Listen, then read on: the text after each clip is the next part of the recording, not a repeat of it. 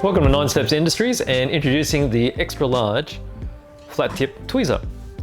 Now the flat tip tweezers, as the name suggests, has a broad tip across the front.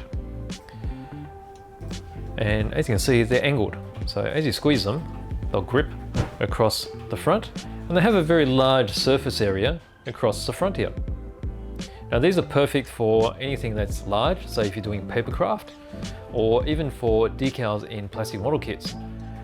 Now the way it grips is it actually goes from the top and squeezes along the bottom. Now the material of these tweezers is stainless steel. It's naturally non-magnetic, so if you do work with a lot of metals, you don't have the troubles of the metal actually sticking to this and not releasing when you need it to release. They also have a matte finish across the surface. This aids in gripping the tool itself, and also the micro surface on the tips adds grip as well. So that is introducing the Ninesteps extra large flat tip tweezer.